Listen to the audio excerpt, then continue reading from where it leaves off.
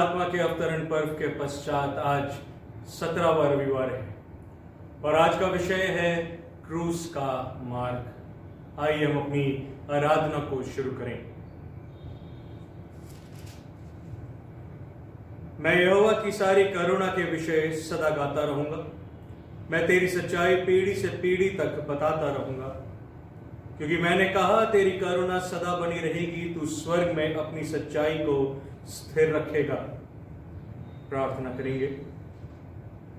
सर्वशक्तिमान पिता परमेश्वर, धन्यवाद के साथ अपने जीवन को आपके अधीन करते हैं। धन्यवाद करते हैं सुंदर सुबह के लिए, इस नए जीवन के लिए, नई रोशनी के लिए। प्रभु धन्यवाद करते हैं क्योंकि आप सच में अद्भुत कार्य हमारे जीवन में करते हैं, जैसा वचन बताता है कि हम उनकी गिनती नहीं कर सकते। ये सांसें आपने हमें दी है, मुर्दों की जमीन पे आपने हमें जिंदा रखा है। पिता परमेश्वर, आपने हमारे जीवन में एक उद्देश्य रखा है। धन्यवाद देते हैं क्योंकि आप सच में हमसे प्रेम करते हैं, आपके तुल्य कोई नहीं। आपने अंधकार की शक्तियों से हमें छुटकारा दिया है, बीमारियों से आपने हमें चंगाई दी है। आपने अपने पिता परमेश्वर लहू के घेरे में हमें पिता परमेश्वर बांधे रखा है, ताकि कोई अंधकार हमारे जीवन में किसी भी तरह की बाधाएं या तकलीफें उत्पन्न न करने पाए। धन्यवाद देते हैं, आपकी पवित्र आत्मा हमारी अगुवाई करती है, हमें संभालती है और पिता परमेश्वर हमें आपके वचनों को समझने की आशीष प्रदान करती है। इस समय हम अपने जीवन को आपके अधिकार में रखते हैं। धन्यवाद देते हैं कि आपने इस माध्यम के द्वारा पिता परमेश्वर एक बार फिर हमें अवसर दिया कि हम आपके बच्चों तक पिता परमेश्वर आपके वचन को बांट सकें, एक दूसरे के साथ मिलकर तारीफ कर सकें, आपकी स्तुति, आपकी आराधना कर सकें। धन्यवाद देते हैं कि आपने अब तक हमें सुरक्षित रखा है।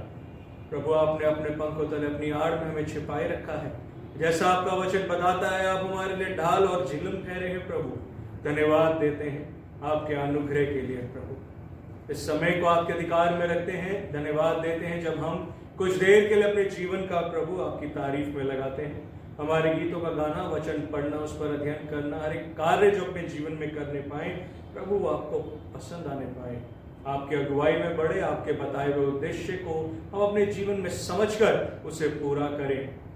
प्रभु आप हमारे जीवन को संभालें और हमें, जैसा आपने वायदा किया है, ना गिरने देना, ठोकर खाने दे, ना लज्जित होने देना, हारने देना, झुकने दे। प्रभु धन्यवाद देते हैं कि आप पिता परमेश्वर सदा हमारे साथ बने रहते हैं, आपकी उपस्थिति सदा हमारे साथ बनी रहती है। इस जीवन को आपके अधिकार में रखते हैं, पवित्र आत्मा का अभिषेक चाहते हैं। इस आराधना को आप अपनी अगुवाई में बढ़ाएं। आदर महिमा के साथ प्रार्थना प्रभु यीशु मसीह के नाम से मांगते, सुने और कबूल करें।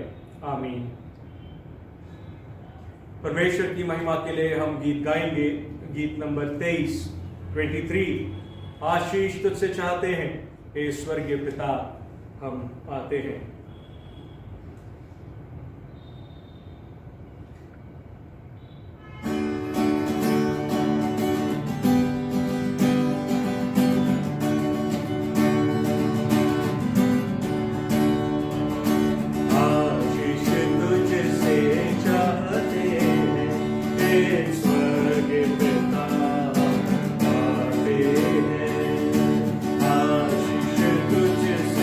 चाहते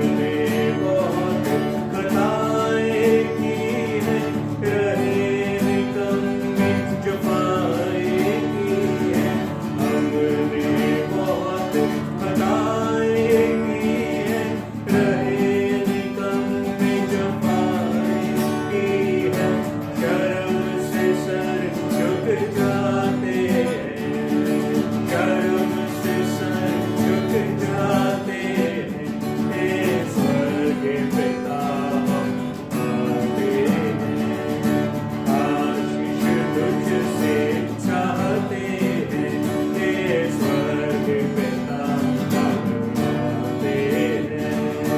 तुम हो शक्तिमान प्रभु जी, उधर तुम्हारी शान यीशु जी।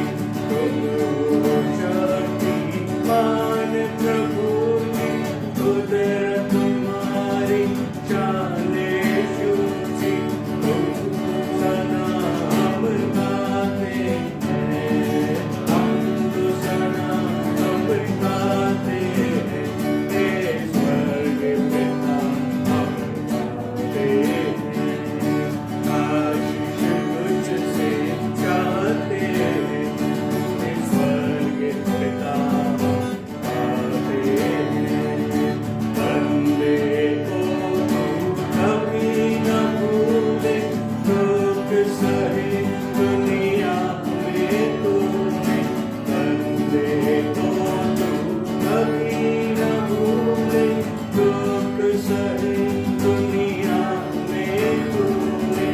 उसी प्यार को चाहते हैं, उसी प्यार को चाहते हैं, हे स्वर्ग पिता हम गाते हैं, आशीष तुझसे चाहते हैं, हे स्वर्ग पिता हम गाते हैं, आशीष तुझसे चाहते हैं, हे स्वर्ग पिता हम गाते हैं। हालेलुया। प्रभु भोज की पुस्तक में से हम पढ़ेंगे क्रम संख्या 3, 4 और 5। प्रभु यीशु मसीह का अनुग्रह, परमेश्वर पिता का प्रेम और पवित्र आत्मा की सहभागिता आप सबके साथ हो। साथ साथ प्रार्थना करें। सर्वशक्तिमान पिता परमेश्वर, आपके सम्मुख सबके हृदय खुले हैं, आप सबके अभिलाषाओं को जानते हैं और आपसे कोई भी भेद छिपा नहीं है। अपने पवित्र आत्मा की प्रेरणा से हमारे हृदय के विचारों को शुद्ध कीजिए, ताकि हम आपसे पूर्ण रूप से प्रेम करें और योग्य रीति से आपके पवित्र नाम की स्तुति करें, हमारे प्रभु यीशु मसीह के द्वारा।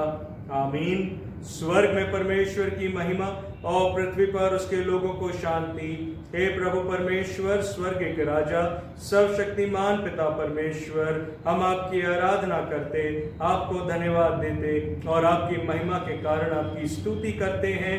हे प्रभु यीशु मसीह, परमेश्वर पिता के इकलौते पुत्र, हे प्रभु परमेश्वर, हे परमेश्वर के मेमने, आप जगत का पाप उठा ले जाते हैं, हम पर दया कीजिए।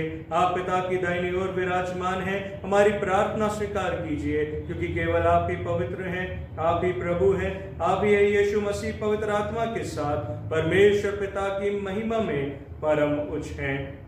आमीन। ये समय होगा उत्तरवादी पाठ के लिए। आपके सामने उत्तरवादी पाठ के लिए पढ़ा जाएगा भजन संहिता और उसका भजन 88, उसकी 13 आयत से 18 आयतों तक। Psalm 88 verse 13 till verse 18। परंतु हे यहोवा, मैंने तेरी दुहाई दी है और भोर को मेरी प्रार्थना तुझ तक पहुंचेगी। हे यहोवा, तू मुझको क्यों छोड़ता है? तू अपना मुख मुझसे क्यों छिपाया रहता है? मैं बचपन ही से दुखी वरन अधमुआ हूं, तुझसे भय खाते मैं अति व्याकुल हो गया हूं। तेरा क्रोध मुझ पर पड़ा है, उस भय से मैं मिट गया हूं। वह दिन भर जल के समान मुझे घेरे रहता है, वह मेरे चारों ओर दिखाई देता है। तूने मित्र को और भाई बंधु दोनों को मुझसे दूर किया है और मेरे जान पहचान वालों को अंधकार में डाल दिया है। आमीन। आइए हम विशेष प्रार्थना करें। हे सर्वशक्तिमान परमेश्वर, आपका धन्य पुत्र हमारे प्रभु यीशु क्रूस की मृत्यु के द्वारा महिमा के को प्राप्त हुए, और उन्होंने अपने शिष्यों को आह्वान दिया कि वे उनका अनुगमन करें। हे परमेश्वर, हमें अनुग्रह प्रदान कीजिए कि हम धीरज के साथ अपना क्रूस उठाकर चलें और मृत्यु तक आपके पुत्र हमारे प्रभु यीशु मसीह के प्रति निष्ठावान बने रहें, ताकि उनके हाथ से जीवन का मुकुट प्राप्त करें।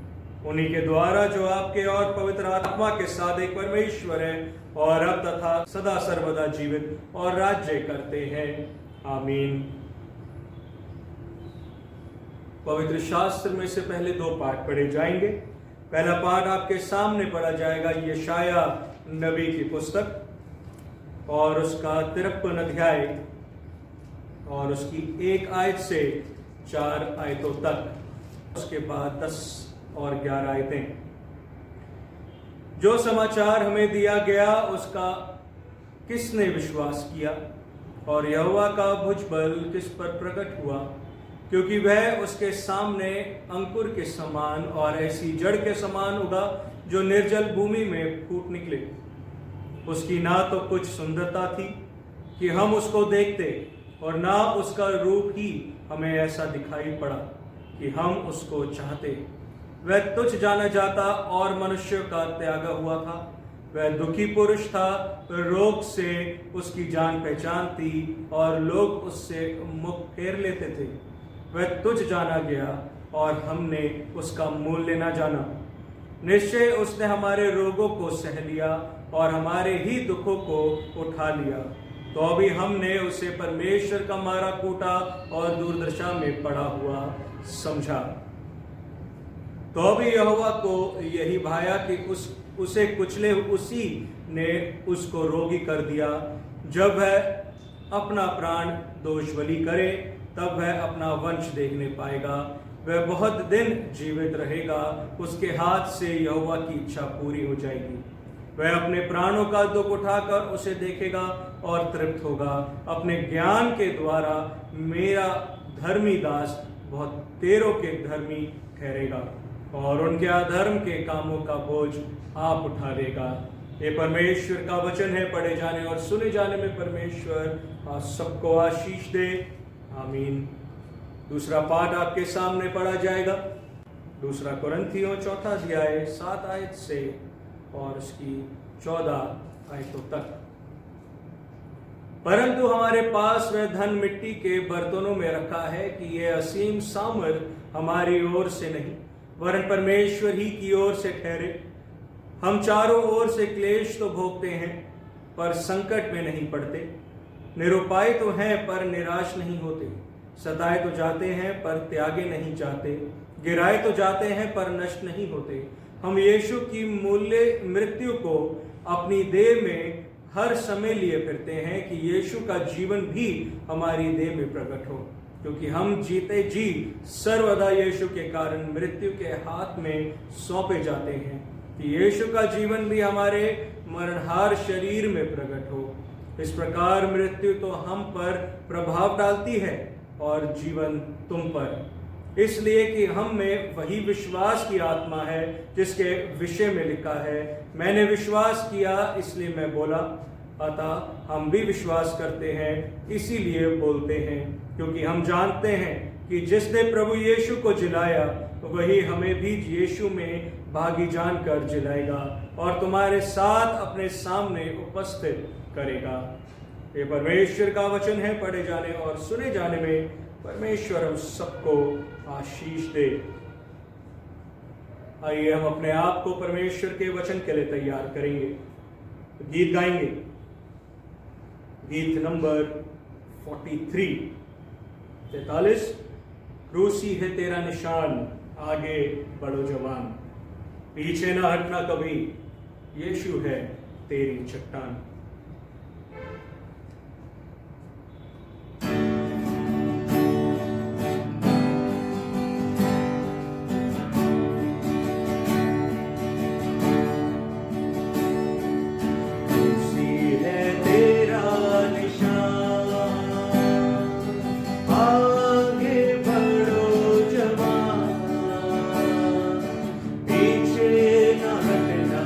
कभी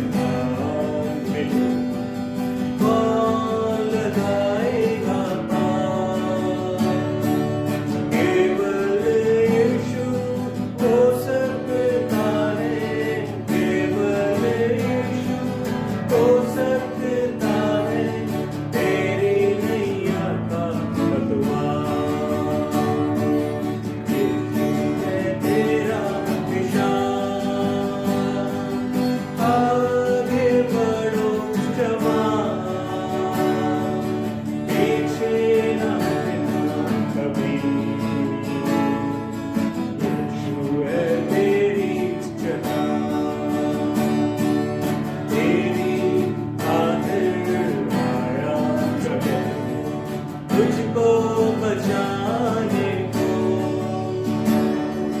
तेरी खातिर आया जगत में, तुझको बचाने को,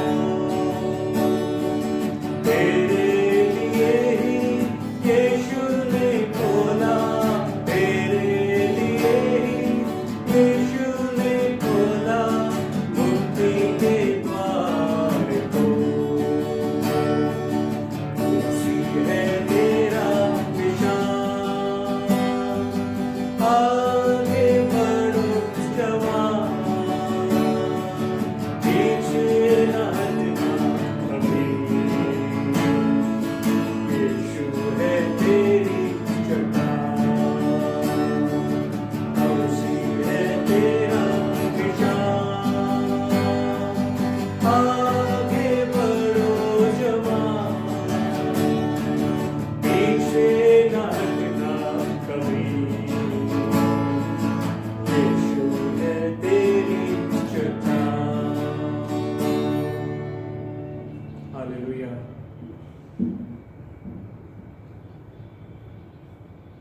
समय है कि हम प्रभु यीशु मसीह के सुसमाचार को सुनेंगे। आज के दिन प्रभु यीशु मसीह का सुसमाचार हमें मिलता है मत्ती रचित सुसमाचार और उसका 16वां अध्याय और उसकी 13 आयत से 24 आयतों तक। मत्ती रचित सुसमाचार 16वां अध्याय और उसकी 13 आयत से 24 आयतें। हे ख्रीस्त यीशु, आपकी महिमा हो।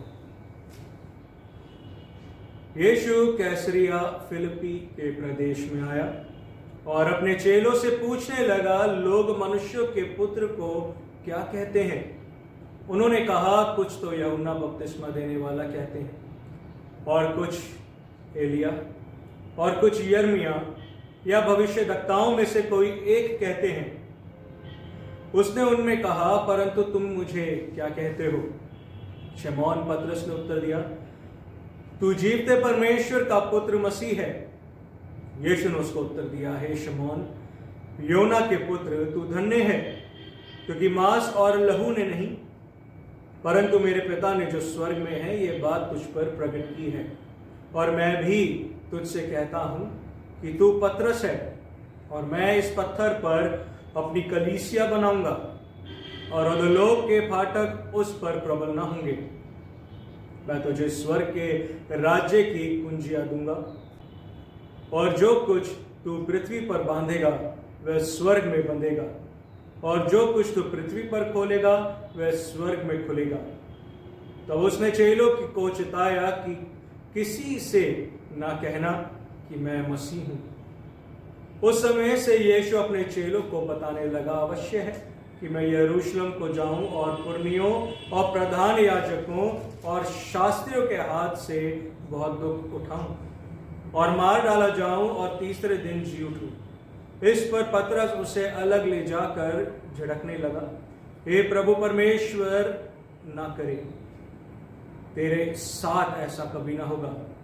उसने मुड़कर पतरस से कहा, हे शैतान, मेरे सामने से दूर हो जा, तू मेरे लिए ठोकर का कारण है, क्योंकि तू परमेश्वर की बातों पर नहीं परंतु मनुष्यों की बातों पर मन लगाए लगता है। तब यीशु ने अपने चेलों से कहा, यदि कोई मेरे पीछे आना चाहे तो अपने आप का इनकार करे और अपना क्रूस उठाए और मेरे पीछे हो ले। ये प्रभु यीशु मसीह का सुसमाचार है। हे प्रभु यीशु, आपकी स्तुति हो। आमीन। यह समय होगा कि हम परमेश्वर के वचन को सुनेंगे मिसेस सुनीता एस मसीह जी के द्वारा। आप सबको जय मसीह की। आज के पवित्र वचनों पर मनन करने से पहले आइए हम सब अपनी आंखों को बंद करें, अपने सरों को झुकाएं और परमपिता परमात्मा से हम अपनी विनती को रखें। आइए हम प्रार्थना करेंगे। हे सर्वशक्तिमान पिता परमेश्वर, इस जमीन और आसमान को बनाने वाले पिता, धन्यवाद करते हैं पिता परमेश्वर इस सुंदर समय के लिए प्रभु जी, जो आपने हमारे जीवनों में दिया है। पिता परमेश्वर, हम इस योग्य नहीं है प्रभु कि हम अपने इस मुख से प्रभु आपकी आराधना स्तुति कर सके। दयावान ये आपकी दया है कि हम आपके पवित्र वचनों को सुनने पाए हैं प्रभु, और ये मौका मिला है प्रभु कि हम उनको अच्छे तरीके से समझ पाएं। पिता परमेश्वर, आपसे विनती करते हैं प्रभु, जब हम इन वचनों को प्रभु जी मनन करते हैं प्रभु, पिता परमेश्वर हमें सुनने वाले कान दीजिए प्रभु, हमारे मनों को पाक साफ और शुद्ध कीजिए पिता परमेश्वर, ताकि हम अपने इन हृदयों में प्रभु जी आपके इन पवित्र और सामर्थी वचनों को समा सकें प्रभु, और अपने जीवन को पिता परमेश्वर इन वचनों के अनुसार ढाल सकें प्रभु। पिता परमेश्वर, जितने भी आपके प्रियजन प्रभु इन वचनों को सुनते हैं पिता परमेश्वर, आप उन सबको प्रभु जी आशीषित कीजिए। अपने नाम से पिता परमेश्वर अकल और बुद्धि दीजिए प्रभु, ताकि हम सब प्रभु जी इन वचनों की गहराई को समझ सकें। पिता परमेश्वर, मैं अपने आप के लिए विनती करती हूँ प्रभु। प्यारे पिता, आप अपनी पवित्र आत्मा की अगुवाई मुझे दीजिए प्रभु, ताकि पिता परमेश्वर जो कुछ भी इस जुबान से निकले प्रभु वो आपकी ओर से हो प्रभु जी। पिता परमेश्वर, अपना नियंत्रण मेरी जीवा के ऊपर रखिए प्रभु, ताकि पिता परमेश्वर आपके शुद्ध वचन इस मुख से द्वारा बाहर आए प्रभु, और हम उनको समझने पाए प्रभु जी। दयालु पिता, सारी आदर महिमा आपको देते हुए प्रार्थना हम अपने उद्धारकर्ता प्रभु यीशु के सामर्थी नाम से मांगते हैं, आमीन। आज हमने प्रभु के पवित्र सुसमाचार में से पढ़ा है मत्ती रचित सुसमाचार, उसका 16वां अध्याय, उसके 13 वचन से लेकर 24 वचन तक। जब हम इन वचनों को सुन रहे थे, इन वचनों में हमने देखा कि ये बातें जो हैं वो प्रभु यीशु ने 3 भागों में की हैं। अगर हम पहले भाग को देखें, जहाँ पे 13 से 20 आयत तक, वहाँ पर प्रभु यीशु जो हैं वो अपने चेलों से कुछ पूछते हैं, और इस हिस्से को हम कह सकते हैं कि ये हिस्सा हमें बताता है कि पतरस ने प्रभु यीशु को किस तरह से मसीह के रूप में स्वीकार किया। और जब हम आगे का हिस्सा देखते हैं 21 वचन से 23 वचन तक, यहाँ पर एक भविष्यवाणी है जिसके बारे में हमने प्रभु यीशु के मुख से सुना है। पहले हम पुराने नियम में देखते हैं कि बहुत सी ऐसी भविष्यवाणियां हैं जो प्रभु यीशु के विषय में कही गई हैं, और यहाँ पर प्रभु यीशु स्वयं अपने आने वाले समय के बारे में अपने चेलों को बता रहे हैं। और तीसरा हिस्सा जो है यहाँ पे वचन 24 जो आज हमने पढ़ा इस मत्ती रचित सुसमाचार में, उसमें प्रभु यीशु चेलों को अपने पीछे चलने के लिए कहते हैं और उस मार्ग पे चलने के लिए कहते हैं जो हमें पिता परमेश्वर की ओर लेकर जाता है। आइए हम इन वचनों पर गौर करें, और सबसे पहले हम देखें जब प्रभु यीशु अपने चेलों के साथ कहाँ गए हैं। वो है कैसरिया फिलिप्पी के नगर में। ये नगर जो है वो गलील झील से 25 मील की दूरी पे है, उत्तर दिशा की तरफ, नॉर्थ साइड की तरफ। और यहाँ पे वो अकेले नहीं हैं, उनके साथ चेले हैं। ये बात इस वचन से हमें स्पष्ट होती है।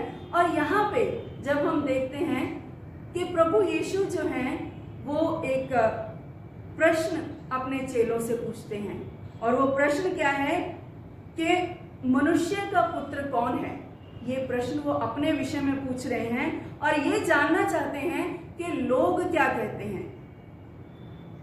और ये बात प्रश्न क्यों पूछ रहे हैं ये हम आगे देखते हैं, क्योंकि प्रभु यीशु के बारे में हम जानते हैं, पवित्र सुसमाचार हमें बताता है कि प्रभु यीशु किसी का मुंह खोलने से पहले ही क्या किसी के मन में विचार चल रहे हैं वो जान लेते थे।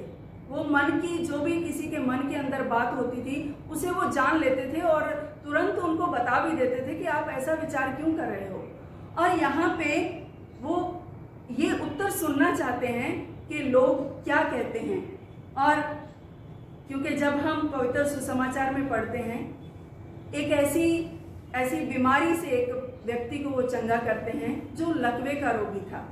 और वहाँ पे जब वो उस व्यक्ति को चंगा करते हैं तो लोग जो वहाँ पे बैठे हैं वो आपस में बातचीत करते हैं। आप जानते हैं कि वो लकवे का जो रोगी था, जहाँ पे प्रभु यीशु थे वहाँ बहुत भीड़ थी और उनके पास इतने जगह नहीं थी कि वो उस मरीज को, जिसको खाट पे डाल के लाए थे, वो प्रभु यीशु के सामने ले जा सके। तो उन्होंने क्या किया, उन्होंने छत, जो उस घर की छत थी, उसका छत को, उसकी खपराल को हटा के उस खाट को प्रभु यीशु के सामने लटका दिया था।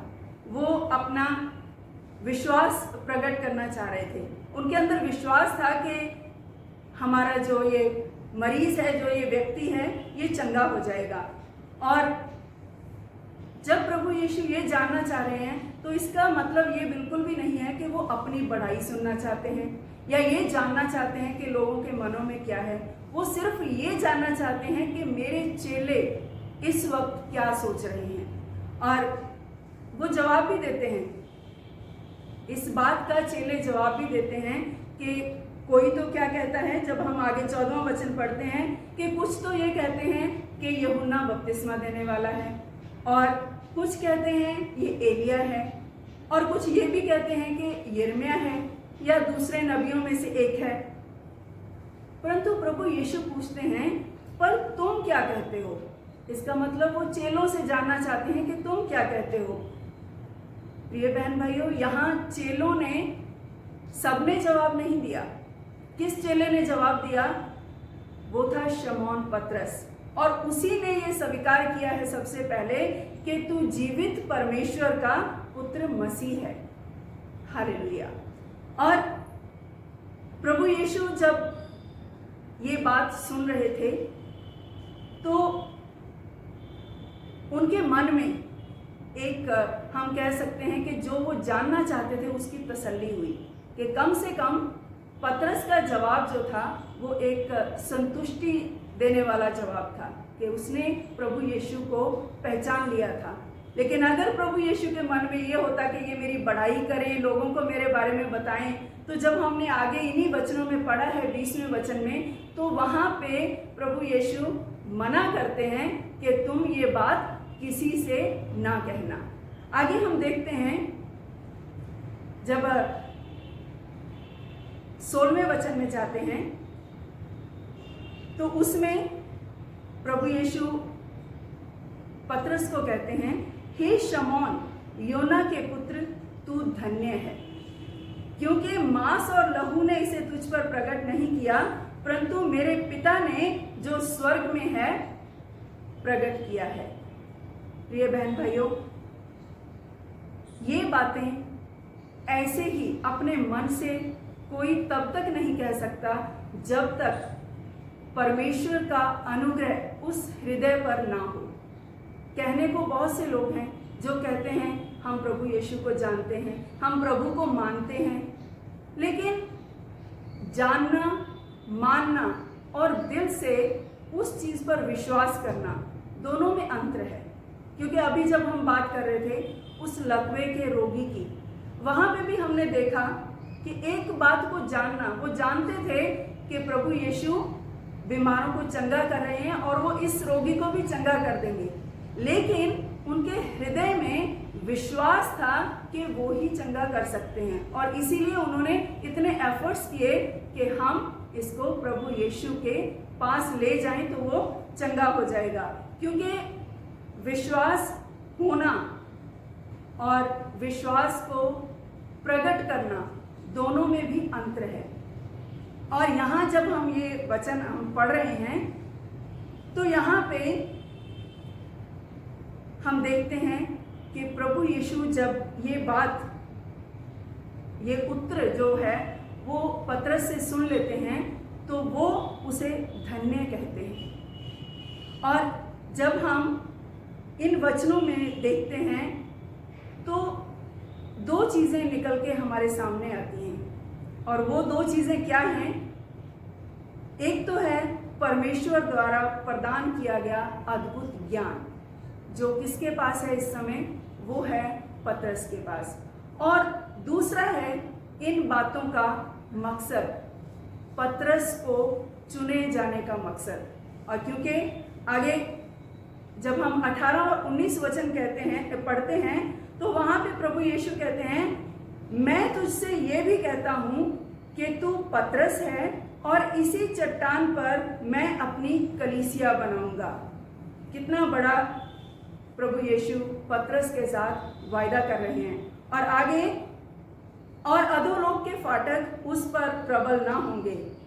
और इससे भी ज्यादा बड़ी बात जो प्रभु यीशु इस समय पतरस को कहते हैं वो ये है, मैं तुझे स्वर्ग के राज्य की कुंजियां दूंगा और जो कुछ तू पृथ्वी पर बांधेगा वह स्वर्ग में बंधेगा और जो कुछ तू पृथ्वी पर खोलेगा वह स्वर्ग में खुलेगा।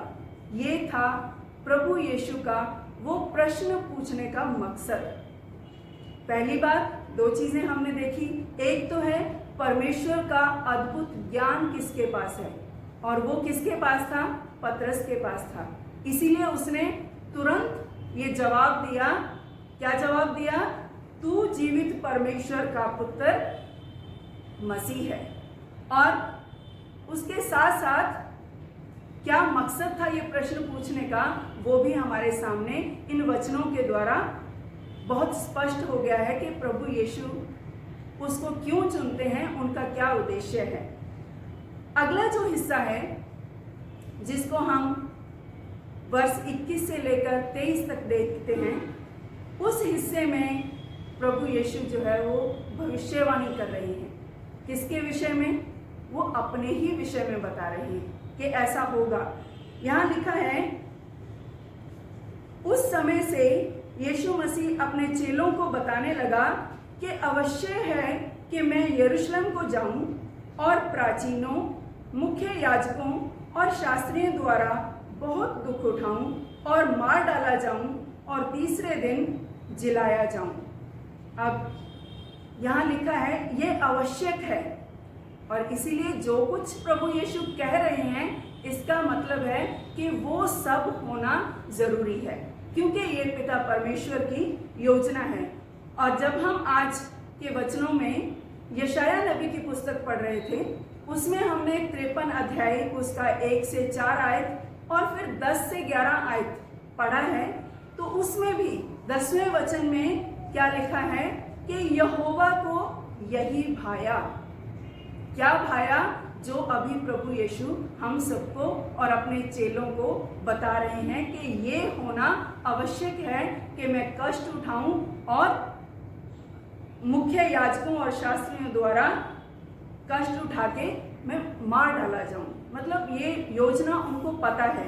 और यहाँ पे हम देखते हैं एक और बात कि जब प्रभु यीशु ये बातें कर रहे हैं तो पतरस को इन बातों का दुख होता है, और ये आम सी बात है, क्योंकि प्रिय बहन भाइयों, हम भी जब किसी से स्नेह रखते हैं, किसी से हम लगाव रखते हैं, तो हम ये कभी नहीं चाहते कि उसको कोई कष्ट हो, उसके जीवन में कोई तकलीफ हो।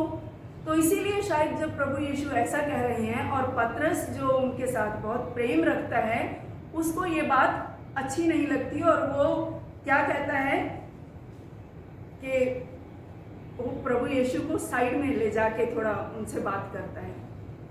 तो जब एक बात सोचने की है कि जब प्रभु यीशु अपने बारे में ऐसी बातें कर रहे हैं और उनका जो चेला है उसको ये बात सुन के दुख हो रहा है कि प्रभु यीशु इतना कष्ट उठाएंगे, तो क्या आपके मन में ये प्रश्न नहीं आता कि फिर पिता परमेश्वर ने अपने इकलौते बेटे को, क्योंकि हम सब जानते हैं हम अपनी संतान को और खास करके जिनके इकलौते बेटे हैं वो उनको बहुत प्रेम करते हैं, तो क्या पिता परमेश्वर अपने बेटे को प्रेम नहीं करते?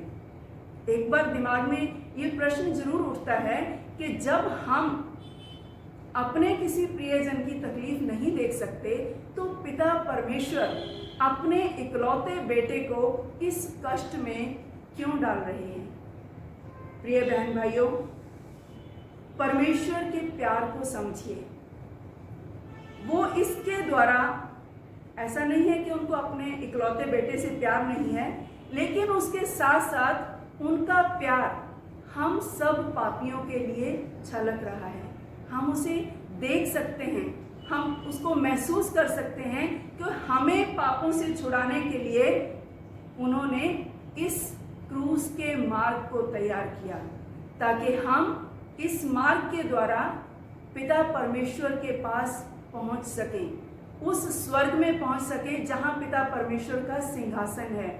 और वहां पे हम सब जानते हैं कि पापी होने के नाते तो वहां प्रवेश करना बिल्कुल असंभव है, लेकिन पिता परमेश्वर ने ये मार्ग निकाला कि हम निर्दोष होकर अपने पिता परमेश्वर के पास पहुंच सकें। और इसीलिए यहाँ पे प्रभु यीशु की जो कुर्बानी है, जो उन्होंने कष्ट उठाना है, वो क्या है? वो हमारे छुटकारे के लिए है। और जब हम आगे इन वचनों को देखते हैं, क्योंकि पतरस को बहुत तकलीफ हो रही थी कि प्रभु यीशु ऐसा क्यों कह रहे हैं, क्यों ये कष्ट उठाएं, और इस पर पतरस उसे अलग ले गया और ये कहते हुए झिड़कने लगा, हे प्रभु परमेश्वर ना करे। मतलब हे प्रभु, हे यीशु मसीह, परमेश्वर ऐसा ना करे कि तुझे कोई तकलीफ हो। लेकिन प्रभु यीशु उसको क्या जवाब देते हैं? उन्होंने मुड़ के पतरस की तरफ देखा और ये कहा, हे शैतान, मुझसे दूर हो, तू मेरे लिए ठोकर का कारण है, क्योंकि तू परमेश्वर की बातों पर नहीं परंतु मनुष्य की बातों पर मन लगाता है। प्रिय बहन भाइयों, एक बार इन वचनों को फिर से जरा गौर से देखिए। जब हम वचन 19 पढ़ रहे थे, वहां पे प्रभु यीशु कह रहे हैं उसी पतरस को कि मैं तुझे स्वर्ग के राज्य की कुंजियां दूंगा। और उसी पतरस को, जिसको इतना वो ऊंचा दर्जा दे रहे हैं, इतने बड़े मकसद के लिए उसको चुन रहे हैं कि उसके ऊपर वो कलीसिया बनाने को तैयार हैं, और अभी उसी पतरस को वो क्या कह रहे हैं? हे शैतान। ये क्या है? इसे समझने की जरूरत है कि जहां एक तरफ प्रभु यीशु उसे इतना महान बना रहे हैं, अपनी नजरों में भी इतना ऊंचा उठा रहे हैं, और एक तरफ वो उसी व्यक्ति को क्या कहते हैं? हे शैतान, मुझसे दूर हो जा। और क्योंकि इस समय जो बातें हो रही हैं, वो बातें पतरस की समझ में नहीं आ रही हैं। पहले हमने देखा कि जैसे ही परमेश्वर का अनुग्रह उस पर हुआ है, तो वो ये उत्तर देता है कि तू जीवित परमेश्वर का पुत्र है, मसीह है। और यहाँ पे जब वो परमेश्वर की योजना के खिलाफ कार्य करना चाहता है, उसको अलग से प्रभु यीशु को बुला के अपने दिल का दुख प्रकट करना चाहता है कि ऐसा ना हो, और इसीलिए प्रभु यीशु उस समय उसको शैतान कहते हैं, क्योंकि वो इस समय उनके लिए ठोकर का कारण है, क्योंकि वो प्रभु यीशु के जीवन का जो मकसद है उसको वो समझ नहीं पाया है। यहाँ पे उसकी समझ जो है वो उसकी अपनी समझ है। अब आगे हम जब देखते हैं तो इन दोनों बातों को समझने के लिए एक बात तो तय है कि जब तक हमारे पास पिता परमेश्वर का अनुग्रह नहीं है, हम उनकी गूढ़ बातों को, उनकी योजनाओं को अपने जीवन में और दूसरों के जीवन में भी समझ नहीं पाते हैं। और यही यहाँ पे पतरस के साथ हुआ, और क्योंकि वो दुनियावी है, और अगर उसकी जगह हम होते, हम भी यही सोचते कि नहीं तो प्रभु तुझे कष्ट क्यों हो। तो लेकिन हम जब भी ऐसी कोई बात होती है, जब भी हम कुछ कार्य करते हैं, हम सबसे पहले ये सोचते हैं लोग क्या कहेंगे। लेकिन प्रभु यीशु ने यहाँ ये नहीं सोचा। हम कुछ भी गलत काम करते हैं, कोई भी कार्य करते हैं, हम कभी ये नहीं सोचते कि परमेश्वर क्या कहेंगे। कभी हमारे मन में नहीं आता मैं ये गलत काम कर रहा हूँ, मैं किसी को तकलीफ दे रहा हूँ, मेरी वजह से कोई दुखी है, परमेश्वर क्या कहेंगे। ऐसा हम कभी नहीं सोचते। हम सिर्फ ये सोचते हैं कि लोग क्या कहेंगे, और परमेश्वर क्या कहेंगे ये भी बहुत महत्वपूर्ण है। लेकिन प्रिय बहन भाइयों, उसके बाद जो उससे भी ज़्यादा महत्वपूर्ण है वो ये है कि परमेश्वर क्या करेंगे। जब हम ऐसी गलतियां करते हैं तो परमेश्वर क्या करेंगे, परमेश्वर क्या कर सकते हैं, क्या करेंगे, इसको आप प्रकाशित वाक्य उसका 20वां अध्याय उसके 13 से 15 वचन में पढ़ सकते हैं। वहां पे हमें बताया गया है उस आग की झील के बारे में, उस झील के बारे में जिसकी आग कभी भी बुझती नहीं है, और वो अनंत मृत्यु की झील है, जिससे बाहर हम फिर परमेश्वर की इच्छा जो अब है कि हम उसमें ना जाएं, हम उस झील में ना गिरें, हम उस अधोलोक में ना उतरें, और फिर हम अगर नहीं सुधरते हैं तो हमारे लिए वही है। अभी पिता परमेश्वर ने प्रभु यीशु के कष्ट उठाने द्वारा वो मार्ग हमें दिया है जिसके द्वारा हम उस नर्क की तरफ नहीं बल्कि हम पिता परमेश्वर के स्वर्ग की ओर, उसके चरणों की ओर जा सकें। लेकिन अगर हम इसे व्यर्थ करते हैं तो फिर वो नुकसान हमारा है। इसीलिए प्रभु यीशु जो हैं वो 24वें वचन में अपने चेलों को और हम जो प्रभु यीशु को अपना मसीह मानते हैं उन्हें बुला रहे हैं। क्या कहते हैं, यहाँ पे लिखा है, यदि कोई मेरे पीछे आना चाहे तो अपने आप का इनकार करे और अपना क्रूस उठाकर मेरे पीछे चले। ये देखने में सिर्फ एक आयत है, लेकिन इसमें हमारे जीवन का पूरा जो सच्चाई है, कैसे हमें करना है, क्या करना है, कहाँ पहुंचना है, क्यों हम दुनिया में आए हैं, ये सारी चीजें इस एक वचन में समा जाती हैं। यहाँ पे जब प्रभु बुला रहे हैं तो उसके साथ साथ एक कंडीशन रखते हैं, और वो क्या है कि यदि कोई मेरे पीछे आना चाहे, ये अब आपकी मर्जी है, आपकी इच्छा है, आप प्रभु के पीछे आना चाहें या ना आना चाहें, ये आपके ऊपर डिपेंड करता है। तो आगे आपने देखना है, वहां प्रभु कहते हैं कि यदि कोई मेरे पीछे आना चाहे तो अपने आप का इनकार करे। अपने आप का इनकार करने का क्या अर्थ है? अपने आप को, अपनी मैं को त्यागना, अपने जीवन में परमेश्वर की इच्छा को प्रमुख रखना। और आगे उन्होंने लिखा है, आगे कहा है प्रभु यीशु ने, और अपना क्रूस उठाकर मेरे पीछे चले। प्रिय बहन भाइयों, अपना क्रूस उठाने का अर्थ ये कदापि नहीं है कि हम प्रभु यीशु की तरह क्रूस पर लटकाए जाएं, ये अर्थ बिल्कुल नहीं है। और इसका अर्थ है कि प्रभु यीशु ने जो कुर्बानी हमारे लिए दी है, हम उसको याद रखते हुए अपने आप को पापों से बचा के रखें। और प्रभु यीशु के पीछे चलने का अर्थ है कि पिता परमेश्वर की इच्छा के अनुसार अपना जीवन बिताना। क्योंकि प्रभु यीशु को अभी हमने देखा कि जैसे ही पिता की इच्छा के खिलाफ थोड़ा सा पतरस ने कहा कि परमेश्वर ऐसा ना करे, तो उन्होंने उससे क्या कहा, हे शैतान। मतलब शैतान का काम भी वही है कि परमेश्वर के कार्यों में रुकावट डालना, और यहाँ पे पतरस भी वही काम करने जा रहा था। और इसका अर्थ है कि हमें अपने आप को तैयार करना है। जब हम फिलिपियों उसका 2 अध्याय 7वें वचन में पढ़ते हैं, वहां लिखा है कि उसने अपने आप को शून्य कर दिया और किसका स्वरूप धारण किया, दास का स्वरूप धारण किया।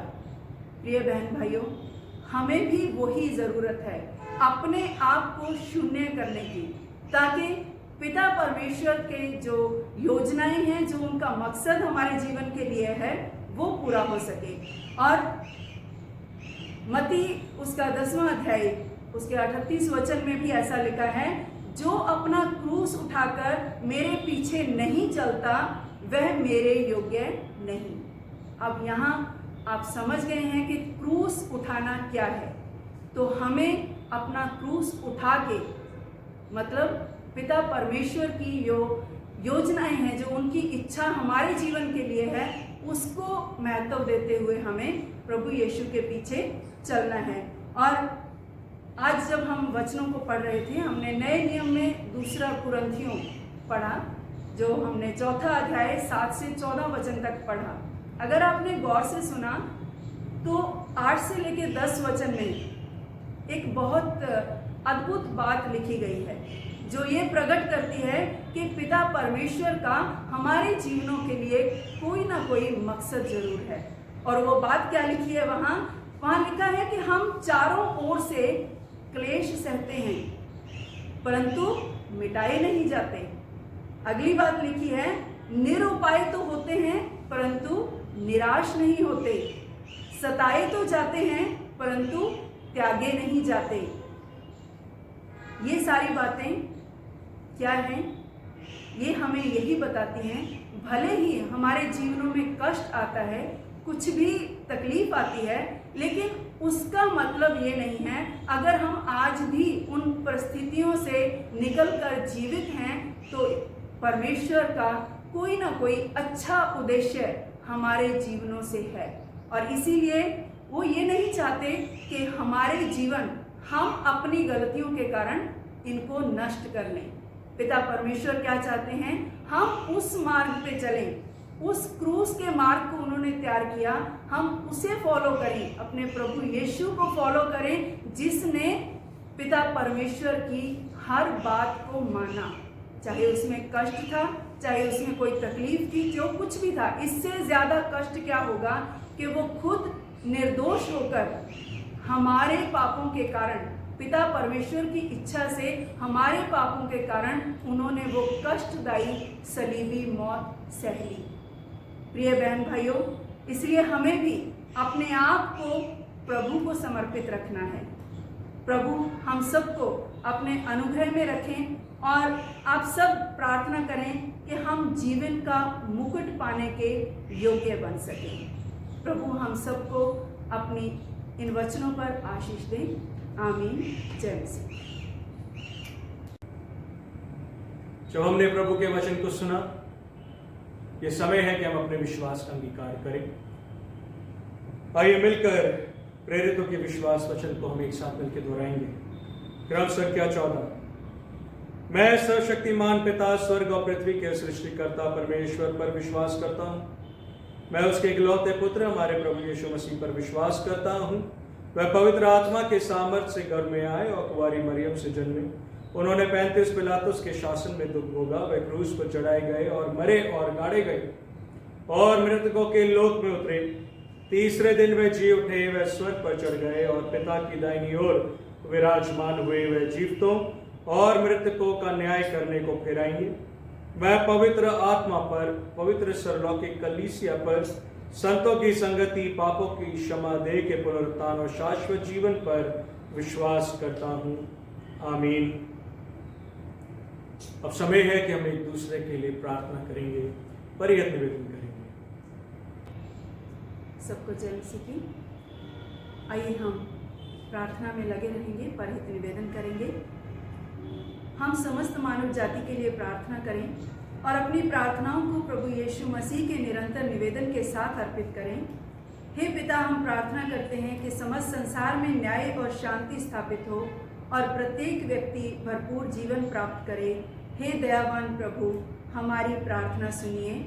उन सब लोगों के लिए जो इस नगर में रहते हैं और आसपास के गांव में रहते हैं, उन सब बातों को दूर करने के लिए जिनसे आपसी फूट और झगड़े होते हैं, और हमारे देश में सच्ची एकता की बढ़ती के लिए हे दयावान प्रभु, हमारी प्रार्थना सुनिए।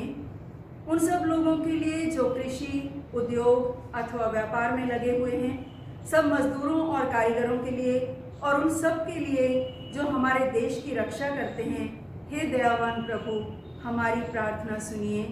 अध्यापकों और छात्रों, वैज्ञानिकों, लेखकों और कलाकारों, और उन सब व्यक्तियों के लिए जो अन्य लोगों के विचारों और भावनाओं को प्रभावित करते हैं, हे दयावान प्रभु, हमारी प्रार्थना सुनिए।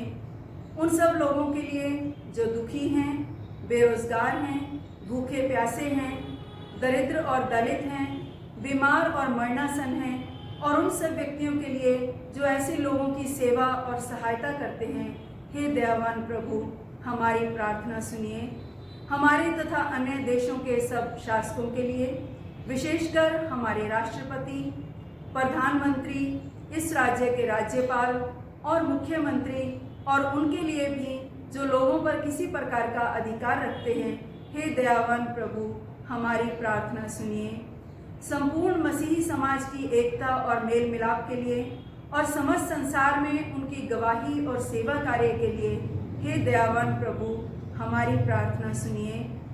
भारत में आपकी समस्त कलीसिया के लिए, उसकी परिषदों तथा अगुओं, विशेषकर हमारे प्रमुख धर्माचार्य, दक्षिण भारत की कलीसिया के प्रमुख धर्माचार्य और मार्थोमा कलीसिया के मेट्रोपॉलिटन, हमारे धर्माचार्य राइट रेवरेंड डॉक्टर वारिस के मसीह, हमारे पुरोहित रेवरेंड वरुण और आपकी कलीसिया के सब अन्य धर्म सेवकों के लिए कि वे सच्चाई और लगन से आपकी सेवा करें, हे दयावान प्रभु हमारी प्रार्थना सुनिए। ये वर दें कि आपके उन सब भक्तों के साथ जिन्होंने अपने जीवन में सच्चाई से आपकी सेवा की है, हम भी आपके राज्य के शाश्वत आनंद में संभागी हो सके। हे दयावान प्रभु हमारी प्रार्थना सुनिए। हम प्रार्थना में लगे रहेंगे। हे सर्वशक्तिमान पिता परमेश्वर, अति दयालु और महान पिता, धन्यवाद करते हैं प्रभु जी इस सुंदर जीवन के लिए प्रभु जो आपने दिया है पिता परमेश्वर, और पिता परमेश्वर अब तक जिंदा रखा है प्रभु। और प्यारे प्रभु जी ये समय दिया है प्रभु कि हम अपने हृदयों को प्रभु जी आपके आगे खोल सकें, अपनी प्रार्थनाओं को, अपनी विनतियों को पिता परमेश्वर आपके चरणों में रख सके प्रभु। इन सब आशीषों के लिए हम आपको धन्यवाद देते हैं प्रभु। धन्यवाद करते हैं पिता परमेश्वर कि इस समय जो पूरे विश्व में बीमारी ने प्रभु जी पूरी दुनिया को अपनी चपेट में लिया है प्रभु, लेकिन तूने पिता परमेश्वर अपने प्रियजनों को सुरक्षित रखा है प्रभु। इसके लिए हम आपको धन्यवाद देते हैं। दयालु पिता, हम आपके चरणों में विनती करते हैं प्रभु जी कि जल्द से जल्द आप अपनी इस सृष्टि को पिता परमेश्वर, जिसे आपने बड़े अद्भुत तरीके से रचा है प्रभु, इस मनुष्य को पिता परमेश्वर जिसमें आपने अपने श्वास डाले हैं प्रभु, पिता परमेश्वर इसे नष्ट होने से बचाइए प्रभु। दयालु पिता दया कीजिए। हम जानते हैं पिता परमेश्वर मनुष्य प्रभु पाप में धंसता चला जाता है। दयालु पिता आप दया करें प्रभु, उन पापों से, उन गलतियों से हमें छुटकारा दें प्रभु, ताकि हम आपके प्रेम को महसूस करें प्रभु और आपकी दया में अपने जीवनों को आगे बढ़ाएं। पिता परमेश्वर हम उन तमाम लोगों के लिए विनती करते हैं प्रभु जो इस वक्त पिता परमेश्वर अपने उन कार्यों में लगे हैं जिससे मनुष्यता की सेवा हो सके प्रभु। उन सब डॉक्टर्स को, नर्सिस को पिता परमेश्वर, उन सब सफाई कर्मचारियों को, पुलिस कर्मियों को पिता परमेश्वर, उन सब अधिकारियों को पिता परमेश्वर जो प्रभु जी अपने कार्य को ईमानदारी से इस महामारी में भी करने में लगे हुए हैं प्रभु, उन सबको आशीषित कीजिए प्रभु।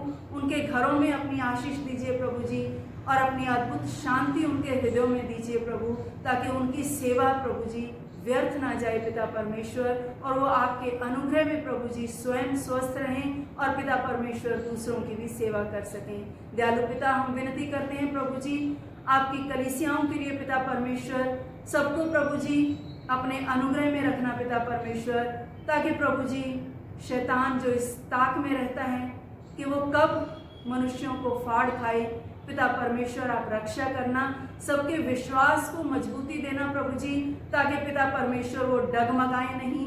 इस संकट की घड़ी में भी पिता परमेश्वर उनकी आस आप पे ही लगी रहे प्रभु, आप दया करना पिता परमेश्वर। होने दीजिए प्रभु जी कि हम सब मिलकर प्रभु एक स्थान पर बैठकर आपके पवित्र भवनों में आकर प्रभु जी आपकी महिमा स्तुति कर सकें, और पिता परमेश्वर आपके पवित्र वचनों को प्रभु जी हम और भी अच्छे से सुन सकें और समझ सकें प्रभु जी। पिता परमेश्वर अपने सभी पासवानों को स्वस्थ रखना पिता परमेश्वर, ताकि जब वो आपके पवित्र वचनों को प्रभु जी आपके प्रियजनों तक पहुंचाते हैं प्रभु, उन्हें भी कोई भी संकट, कोई भी तकलीफ ना हो प्रभु जी। और पिता परमेश्वर आपकी जय जयकार, आपकी महिमा हमारे जीवनों के द्वारा होती रहे प्रभु। पिता परमेश्वर सारी आदर महिमा आपको देते हुए ये प्रार्थना हम अपने उद्धारकर्ता प्रभु यीशु के सामर्थी नाम से मांगते हैं, आमीन। हम सब इस प्रार्थना को एक साथ करेंगे।